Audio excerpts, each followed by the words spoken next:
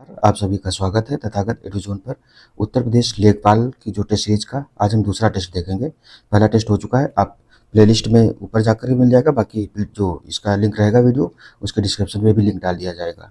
तथागत एडुजोन से हमारा चैनल है, आप इसे सब्सक्राइब कर लीजिए। इसमें करंट अफेयर्स और जीएस का जो पोर्शन है वो कवर किया जाता है। तो शुरू करते हैं। टेस्ट नंबर 2 जो है इसको देखते हैं। इसमें पहला वाला जो प्रश्न है वो है निम्न का मिलान करना है। ब्रह्म समाज की स्थापना किसने की थी? तो इसका ऑप्शन जो है बी सही है। ब्रह्म समाज दिया है, रामकृष्ण मिशन है, आर्य समाज और सत्यशोधक समाज। तो ब्रह्म समाज की स्थापना जो की थी राजा राम मोहन राय दिया होगा। ऑप्शन 3 है। रामकृष्ण मिशन की स्थापना किसने की थी? स्वामी विवेकानंद ने की थी। आर्य समाज की स्थापना राजा दयानंद सरस्वती ने की थी। सत्यशोधक समाज की स्थापना ज्योतिबा फूले ने की थी। तो ऑप्शन 20 का सही है। फिर किस वर्ष बाबर ने सुल्तान इब्राहिम लोदी को पानीपत की लड़ाई में हराया था? तो ये 1526 की ईस्वी थी। तो ऑप्शन इसका भी सही हो जाएगा। प्रथम आंग्ल मैसूर युद्ध की समाप्ति किस संधि के द्वारा हुई थी? तो प्रथम आंग्ल मैसूर युद्ध है, इससे पूछा गया। तो मद्रास की संधि जो हुई थी उसके द्वारा ये युद्ध समाप्त किया गया था। अगला है चौथा नंबर। सैडलर आयोग 1917 में मुख्य रूप से किस विश्वविद्यालय की समस्याओं की जांच के लिए बनाया गया था? तो कलकत्ता विश्वविद्यालय था। उसमें खास करके कलकत्ता उस समय जो राजनीतिक गतिविधियां था उनका केंद्र था, इसी के लिए बनाया गया था इसको। महात्मा गांधी ने भारत में सत्याग्रह का सर्वप्रथम प्रयोग कहाँ पर किया? तो चंपारण में 1917 में ही इन्होंने भी अपने पहले आंदोलन का प्रयोग किया है। फिर 73वां संवैधानिक संशोधन निम्नलिखित में से किससे संबंधित था? तो पंचायती राज संस्थाएं जो है इससे संबंधित था। 73वां संविधान संशोधन 1992 में बना है और 93 में इसको लागू 24 अप्रैल 1993 से इसको लागू किया गया है। फिर भारतीय संविधान को तैयार करने में कुल कितना समय लगा? तो 2 वर्ष 11 माह 17 दिन लगे थे। फिर भारतीय संविधान में संसदीय शासन प्रणाली किस देश के संविधान से ली गई? तो ब्रिटेन के संविधान से ली गई। संसदीय शासन प्रणाली से रिलेटेड जितना भी प्रावधान है वो ब्रिटेन से लिया गया है। अगला है मौलिक कर्तव्यों का उल्लेख इसमें से किया गया है? तो जो संविधान में मौलिक कर्तव्य है भाग 4A के तहत किए गए हैं। तो ऑप्शन इसका ये सही हो जाएगा। भारतीय संविधान के डीपीएसपी राज्य यानी कि राजनीति निर्देशक सिद्धांत जो है निम्नलिखित में से किस संविधान से प्रेरित है? तो आयरलैंड का जो संविधान है वहां से लिया गया डीपीएसपी। और किस भाग में है? तो भाग 4 के तहत ये है। और आर्टिकल कितना है? तो 36 से लेकर के और कितना 50 तक है, 51 तक है, 36 से लेकर के 51।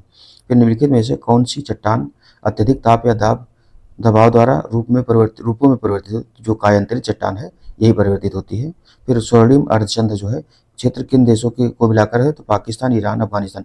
ये जो अफीम वाला क्षेत्र है भारत के इस तरीके से इसको अर्धचंद्र के तरीके से बनता है, उसी को कहा गया है। तो पाकिस्तान, ईरान और अफगानिस्तान तीनों देश शामिल है इसमें। फिर पूर्व पश्चिम गलियारा और उत्तर दक्षिण गलियारा एक दूसरे को कहाँ पर काटते हैं? तो झांसी में काटते हैं, यूपी में ही है। फिर निम्नलिखित में से कौन सी रबी फसल है? तो चना जो है ये रबी की फसल है। ऑप्शन इसका सी सही हो जाएगा। फिर किस शहर को स्टील सिटी ऑफ इंडिया के नाम से जाना जाता है? तो कौन सा है? जमशेदपुर है। जमशेदपुर में कौन सा? टाटा स्टील प्लांट, टिस्को जो प्लांट है उसकी स्थापना 1907 में की गई थी। तो उसको स्टील सिटी ऑफ इंडिया भी कहा जाता है। अगला गिल्ट एज्ड बाजार किससे संबंधित? तो सरकारी जो प्रतिभूतियां हैं ये जो इनका बाजार होता है, खास करके जो बॉन्ड जो है वो बेचे और खरीदे जाते हैं, उन्हीं को गिल्ड एज बाजार कहा जाता है। फिर द्वितीय पंचवर्षीय योजना की संसाधन आवंटन रणनीति किस मॉडल पर आधारित थी? तो महान लोबिस मॉडल जो था, नेहरू महान लोबिस मॉडल जो है उस पर आधारित था। फिर रिजर्व बैंक के उस गवर्नर का नाम बताए जो वित्त मंत्री भी हुए?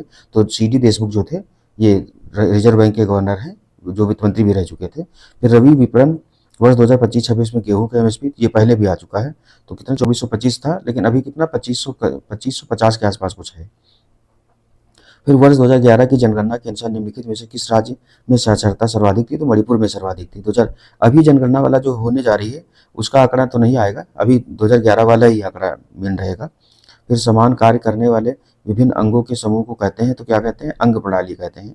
फिर एक गतिशील बस में अचानक ब्रेक लगाने से सवारी आगे की ओर झुक जाती है, यह किस नियम का पालन करता है? तो न्यूटन का जो प्रथम नियम है ये कौन सा होता है? शायद जड़त्व का नियम जो है उसका पालन करती है। फिर वयस्क मनुष्यों में अग्र चवरणक दांतों का चवरणक दांतों के साथ अनुपात कितना है? तो 2:3 अनुपात है। तो फिर निम्न में से 24 नंबर है, निम्न में से कौन सा CRT का पूर्ण रूप कौन सा है? तो कैथोड रे ट्यूब जो है पहले जो टीवी आती थी उसी में ये लगा होता था। फिर निम्नलिखित में से कौन सा विटामिन यकृत में संचित होता है? तो ये सभी विटामिन जो है K, D और E जो है यकृत में संचित होते हैं। BC जो है ये यकृत में संचित नहीं होता है, ये जल में घुलनशील विटामिन है B और C, तो इसीलिए। स्वतंत्रता के समय भारत की कितनी प्रतिशत जनसंख्या ग्रामीण क्षेत्रों में निवास करती थी? तो 85% जो आबादी भारत की थी वो ग्रामीण थी उस समय। फिर अगला है 27 नंबर का, जिला स्तर पर विकास संबंधी गतिविधियों के एकीकरण की जिम्मेदारी किसे सौंपने की कोशिश की गई, तो कलेक्टर जो होता है यही मेन होता है डिस्ट्रिक्ट लेवल पर विकास कार्यों का मुख्य जो अधिकारी होता है। फिर अखिल भारतीय ग्रामीण ऋण समीक्षा समिति 1966 की सिफारिश पर किन एजेंसियों का गठन किया गया था, तो कौन सी है, SFDA और MFAL का गठन किया गया था। फिर अगला है विकसित भारत रोजगार और आजीविका मिशन के लिए गारंटी, जो बीबी रामजी करके योजना आया है मनरेगा को खत्म करके, तो विधेयक 2025 के तहत केंद्र सरकार ग्रामीण परिवारों को प्रत्येक वित्तीय वर्ष में कितने दिनों के रोजगार की गारंटी दी गई, तो 125 दिन इसको बढ़ा करके कर दिया गया है। और इसमें 60 दिन का कूलिंग पीरियड रखा गया है जब कृषि कार्य चालू रहेगा, और 15 दिन में काम नहीं मिलता तो वो पहले से भी यही नियम था कि उसमें जो सरकार है, सरकार अपनी तरफ से इसको मतलब अधिकार के रूप में माना गया, तो काम अगर नहीं मिलता तो उसका जो मुआवजा है दिया जाएगा। फिर उत्तर प्रदेश स्वच्छ वायु प्रबंधन परियोजना, और इसमें जो पहले था पूर्णतः केंद्र सरकार का था, अभी 60-40 कर दिया गया है, और जो सीमावर्ती राज्य हैं या जो पहाड़ी पूर्वोत्तर के राज्य हैं वहाँ 90-10 कर दिया गया, इस तरीके से है।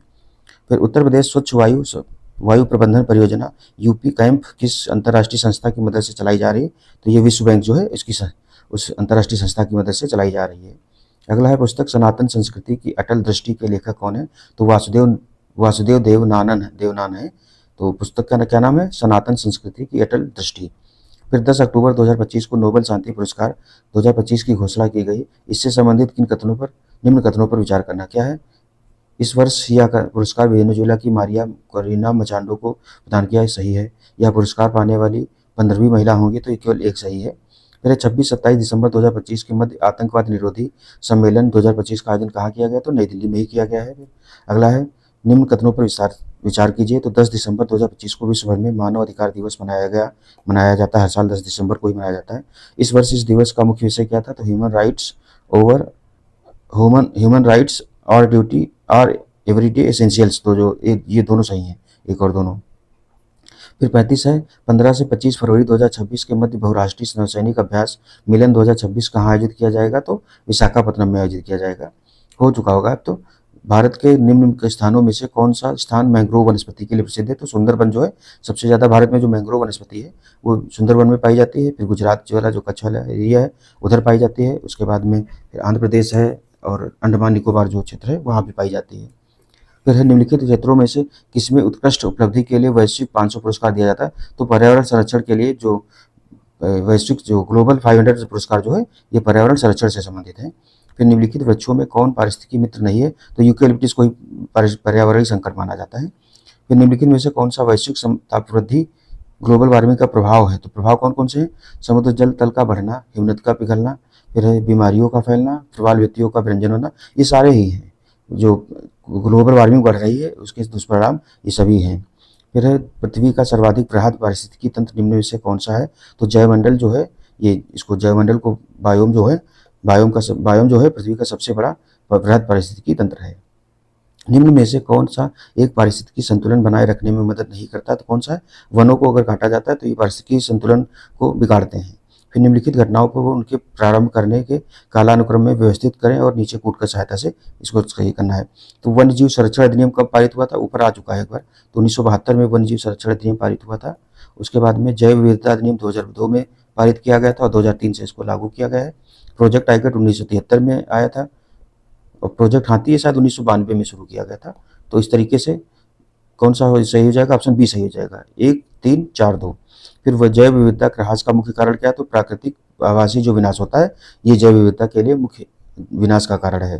फिर अगला देखेंगे तो ये मिलान दिए गए, मिशन दिए गए और इनका वर्ष दिया गया कौन से, तो राष्ट्रीय संवर्धित ऊर्जा दक्षता मिशन जो है, उसके बाद राष्ट्रीय जल मिशन है, राष्ट्रीय हिमालयी पारिस्थितिकी संपोषण मिशन है, राष्ट्रीय सतत कृषि मिशन है। उसे ये जो मिशन है ये सारे के सारे जो 2008 में राष्ट्रीय पर्यावरण कार्य जलवायु कार्य योजना से शुरू की गई थी उसके तहत मिशन है। तो इसमें कौन कौन से हैं, ऑप्शन इसका बी सही हो जाएगा। राष्ट्रीय समर्थित ऊर्जा दक्षता मिशन कब शुरू किया गया था, 2009 में ही शुरू किया गया था। फिर राष्ट्रीय जल मिशन 2011 में, राष्ट्रीय हिमालयी संरक्षण मिशन जो है ये कब 2014 में, राष्ट्रीय सतत कृषि मिशन 2010 में शुरू किया गया था। फिर आगे देखेंगे क्या है, 46 से 50 क्वेश्चन दिए गए। चाहिए मैथ वाले का आंसर आपको बता देंगे, बाकी ये यहाँ से देख लीजिए, जिसको लगाना हो तो आप लगा भी सकते हैं। तो 46 नंबर का क्वेश्चन है, मई महीने के लिए दिए गए आंकड़ों के अनुसार जून महीने में परिवार एक्स द्वारा फोन का बिल, बिजली का बिल और पानी का बिल पर भुगतान की गई राशि में 12%, 16% और 25% की वृद्धि हुई थी। जून माह में उसके तीनों बिलों पर भुगतान की गई कुल राशि ज्ञात कीजिए। तो कितनी है? 2672 है। ऑप्शन इसका डी सही है। फिर फरवरी माह में तीनों परिवारों द्वारा बिजली बिलों पर भुगतान की गई कुल राशि और अप्रैल माह में तीनों परिवारों द्वारा फोन बिलों पर भुगतान की गई कुल राशि के बीच अंतर कितना है? तो 1250 है। ऑप्शन इसका सी सही है। अगला है, जनवरी में बिजली पर सबसे अधिक राशि का भुगतान करने वाले परिवार के फोन बिल और बिजली बिल पर भुगतान की गई कुल राशि के बीच अनुपात क्या है? तो इसका ऑप्शन डी सही हो जाएगा, 335 अनुपात 435। फिर अगला है 49 नंबर, परिवार एक्स द्वारा पानी के बिलों पर भुगतान की गई औसत राशि परिवार वाई द्वारा पानी के बिलों पर भुगतान की गई औसत राशि से कितनी अधिक या कम है? तो 210 जो है या उसके बाद में परिवार वाई द्वारा फोन बिलों पर भुगतान की गई राशि दिए गए महीनों में उसकी बिजली बिलों पर भुगतान की गई राशि से लगभग कितने प्रतिशत अधिक है? तो 12% अधिक है। फिर 51 से लेकर 55 तक भी क्वेश्चन दिए गए हैं, ये भी खास करके मैथ वाले ही हैं। तो इसमें ये ग्राफ दिया गया है, उससे रिलेटेड क्वेश्चन दिए गए हैं। 51 नंबर क्या है? 2003 के दौरान कंपनी में कार्यरत कर्मचारियों की संख्या थी कितनी थी? 5000 थी। फिर 52 है, 2002 से 2003 तक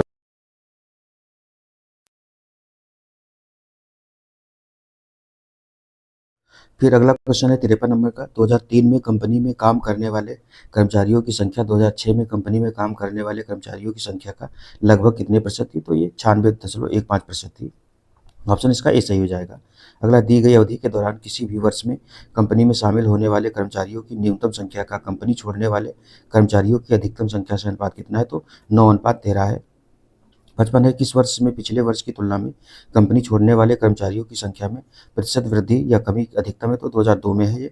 फिर 56 नंबर का, शुद्ध वाक्य चुनिए। तो क्या है?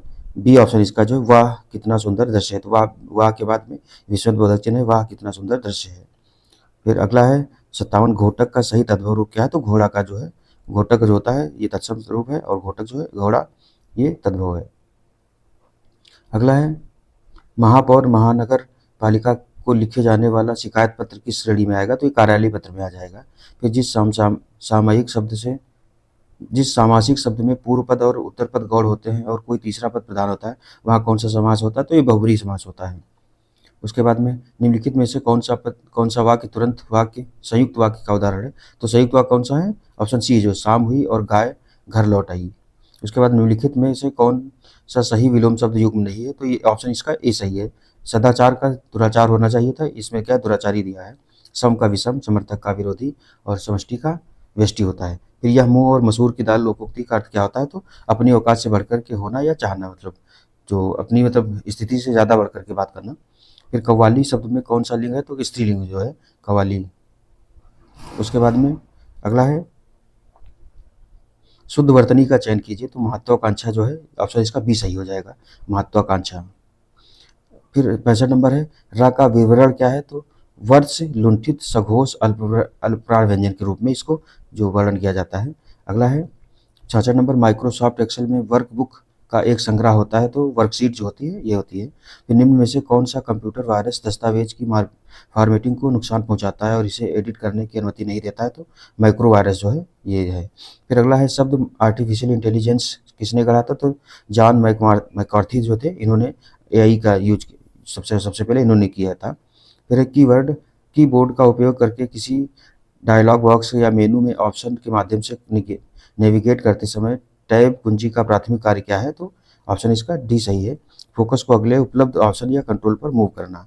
अगला है, किसी वेबसाइट का परिचालक पृष्ठ जो सामान्यतः साइट की सामग्री को एक तालिका के रूप में दर्शाता है, उसे के रूप में माना जाता है? तो होम पेज के रूप में माना जाता है। जो सबसे पहले किसी वेबसाइट पर देखते हैं उसी को होम पेज कहा जाता है। कंप्यूटर सिस्टम के कोल्ड बूट और वार्म बूट के बीच मूल अंतर क्या है? तो कोल्ड बूट ऑपरेटिंग सिस्टम को पावर्ड ऑफ स्टेट से रिस्टार्ट करता है, जबकि वार्म बूट इसे रनिंग स्टेट से रिस्टार्ट करता है। अगला है 77 नंबर, डायल अप कनेक्शन में आपके कंप्यूटर को भौतिक रूप से फ़ोन लाइन से जोड़ने के लिए इनमें से किसका प्रयोग किया जाता है? तो मॉडेम का यूज़ किया जाता है। डायल अप जो कनेक्शन होता है ज़्यादातर मॉडेम का ही यूज़ किया जाता है अभी भी वाईफाई वगैरह में। फिर फोरट्रान क्या है? तो ये पहली उच्च स्तरीय प्रोग्रामिंग भाषा है। जो फोरट्रान है ये उच्च स्तरीय भाषा है। उसके कंप्यूटर सिस्टम कीबोर्ड पर Alt+Tab दबाने का उद्देश्य क्या होता है? तो ओपन एप्लीकेशनों के बीच स्विच करना होता है। फिर माइक्रोचिप बनाने के लिए किस धातु का उपयोग किया जाता है, सिलिकॉन धातु का यूज किया जाता है। फिर एमएस पावर पॉइंट 2016 जो है का या बाद के संस्करण में चरणों का कौन सा अनुक्रम सर्वोत्तम रूप से ब्लैंक प्रेजेंटेशन आरंभ करता है, तो ये हो जाएगा ऑप्शन इसका डी, फाइल में जाकर के न्यू ब्लैंक प्रेजेंटेशन वाला है। फिर एमएस वर्ड में किसी इमेज के चारों ओर टेक्स्ट टाइपिंग करते समय निम्न में से कौन सा लेआउट ऑप्शन टेक्स्ट फलों की उपेक्षा करते हुए टेक्स्ट और अन्य अवयवों के सापेक्ष इमेज को सटीक रूप से पोजीशन करने में सबसे अधिक फ्लेक्सिबिलिटी प्रदान करता है, तो ये कौन सा है बिहाइंड टेक्स्ट या इन फ्रंट ऑफ टेक्स्ट जो है ऑप्शन सी, ऑप्शन इसका सही हो जाएगा। फिर अगला नंबर 78 नंबर क्वेश्चन है। इसमें क्या है कि कंप्यूटर सिस्टम में प्राथमिक और द्वितीयक मेमोरी के संबंध में निम्नलिखित में से कौन सा कथन सही है, तो ऑप्शन इसका डी सही है। प्राथमिक मेमोरी तेज होती है लेकिन इसकी स्टोरेज क्षमता कम होती है, जबकि द्वितीयक मेमोरी धीमी होती है लेकिन इस बड़ी स्टोरेज क्षमता प्रदान करती है। जो कैचे मेमोरी होती है वो भी प्राथमिक मेमोरी में ही आती है। फिर अधिकांश आधुनिक ऑपरेटिंग सिस्टम में अल्ट प्लस टैब का प्राथमिक कार्य क्या है, तो ऑप्शन इसका है खुले हुए एप्लीकेशंस के बीच स्विच करना। फिर अगला है निम्नलिखित में से कौन सा एक इंटरनेट ब्राउजर नहीं है, तो ये 80 नंबर क्वेश्चन से इसमें सफारी भी है, क्रोम भी है, फायरफॉक्स भी है, पांडा है कि नहीं आप लोग बताइए। बाकी इसका ऑप्शन इसमें इनमें से कोई नहीं होना चाहिए था, मतलब सारे ब्राउजर हैं। तो पांडा अगर है तो सारे हैं, नहीं तो फिर पांडा ही गलत है। उत्तर प्रदेश प्रारंभिक शिक्षा के लिए स्कूल चलो अभियान कब शुरू किया गया था, 2000 में शुरू किया गया था। भारत कला भवन संग्रहालय ये वाराणसी में है। उसके बाद में आगे देखेंगे उत्तर प्रदेश संगीत नाटक अकादमी द्वारा अकादमी सम्मान रत्न पुरस्कार सूची 1 में वर्णित व्यक्तियों को सूची 2 में अंकित क्षेत्रों में उनकी विशिष्टता के लिए प्रदान किए गए हैं। दोनों सूचियों को सुमेलित करना है। तो उस्ताद विलायत खां, मास्टर फिदा हुसैन, नारसी, सितारा देवी, जतिन भट्टाचार्य जो है इनका सबका क्षेत्र दिया गया है और नाम दिया गया है। तो इसका ऑप्शन डी सही है। 4 का कौन सा हो जाएगा, ए हो जाएगा 4, यानी कि सितार वादक हैं उस्ताद विलायत खां। उसके बाद में नारसी जो है ये हिंदी अभिनय से संबंधित हैं। सितारा देवी ये कथक नृत्यांगना है। फिर जतिन भट्टाचार्य जो है ये सरोदवादक हैं। फिर उत्तर प्रदेश का परीक्षा बांध नरसी किस नदी पर अवस्थित है, तो ये बेतवा नदी पर अवस्थित है। उत्तर प्रदेश के वर्ष 2018-19 के बजट का आकार कितना था, तो कितना था 4,28,384.52 करोड़ था। अभी तो 9,12,000 के आसपास हो गया है। तो ये लेटेस्ट 2026 वाला जो है 9 लाख, क्योंकि पिछली बार कितना था, नहीं 8 लाख के आसपास हो गया है। तो इस तरीके से जो 1 लाख क्या कहें 10,000 जो होने की बारी आ रही धीरे धीरे। फिर अगला क्या है, सूची 1 को सूची 2 से सम्मिलित करना। तीर्थ स्थल का नाम दिया गया है, नगर दिया गया है। तो चक्रतीर्थ कहाँ है, नैमिष में है, ये ऑप्शन इसका 4 सही जाएगा। ये चक्रतीर्थ नैमिष से है। गोविंद देव मंदिर देख लेते हैं कहाँ पर है। सलीम चिश्ती की दरगाह कहाँ पर है, तो ये फतेहपुर सीकरी में है। उसके बौद्ध एवं जैन मंदिर कौशाम्बी दोनों हो जाएंगे, तो वृंदावन में हो जाएगा। गोविंद देव मंदिर कहाँ है, ये वृंदावन में है। इस तरीके से ऑप्शन डी सही हो जाएगा। फिर उत्तर प्रदेश के निम्नलिखित जनपदों में से कौन क्षेत्रफल की दृष्टि से सबसे छोटा कौन सा, तो ये वाराणसी इन सब में से सबसे छोटा है। वैसे हापुड़ जो है सबसे छोटा है। फिर उत्तर प्रदेश में नॉलेज पार्क की स्थापना की गई, तो ग्रेटर नोएडा में नॉलेज पार्क की स्थापना की गई। उत्तर प्रदेश कृषि अनुसंधान परिषद निम्नलिखित में से किस स्थान पर है, तो लखनऊ में स्थित है। निम्नलिखित में से कौन सा एक बांध उत्तर प्रदेश में नहीं है, तो बदुआ बांध जो है ये यूपी में नहीं है। कौन कौन से हैं, अडवा है, हरौरा है और बघेलखंड भी है। फिर 91 नंबर है, 31 दिसंबर 2017 को उत्तर प्रदेश में उच्च शिक्षा विभाग के अंतर्गत कितने राज्य विश्वविद्यालय हैं, तो उच्च शिक्षा विभाग के तहत राज्य विश्वविद्यालय कितने हैं, 15 से अधिक हैं।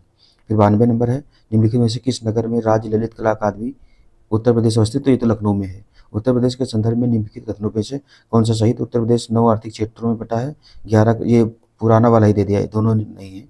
9 आर्थिक क्षेत्र कितने हैं, तो आर्थिक क्षेत्र कृषि जलवायु क्षेत्र जो है 9 है टोटल। उसके बाद में क्या, सूची 1 को सूची 2 से सम्मिलित करना है। तो खेल का सामान, ये इस तरीके के क्वेश्चन काफ़ी बार पूछे गए हैं।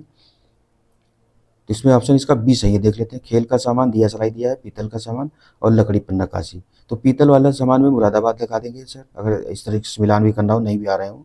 दिया सलाई कहाँ का, खेल का सामान मेरठ में बनता है, तो ये हो जाएगा 3, 1 का 3। फिर दिया सलाई जो है ये कहाँ है, 4 बरेली में बनती है। उसके लकड़ी पर नक्काशी सहारनपुर में हो जाएगा। फिर यूपी विधानसभा के प्रथम अध्यक्ष कौन थे, तो पुरुषोत्तम दास टंडन थे। ये ढोला लोकगीत लोकप्रिय कहाँ का है, तो आगरा मेरठ क्षेत्र में ये लोकप्रिय है। निम्नलिखित में से कौन सा सही सुमेलित है, तो सुमेलित कौन सा है, तो सी है। सांडी वन्यजीव अभयारण्य जो है हरदोई में है। उसके बाद बखीरा वन्यजीव दिया है, ओखला वन्यजीव, उसके बाद महावीर स्वामी वन्यजीव अभयारण्य, इनका सबका मिलान करना है। तो अब चाहे तो इसको भी यूज कर लीजिए मिलान करके। फिर उत्तर प्रदेश सरकार ने कार्बन क्रेडिट मॉडल किस संस्थान के सहयोग से लॉन्च किया, तो आईआईटी रुड़की के सहयोग से लॉन्च किया है। भारत के पहले स्वदेशी हाइड्रोजन ईंधन सेल पोत का शुभारंभ कहाँ किया गया? तो वाराणसी में किया गया है।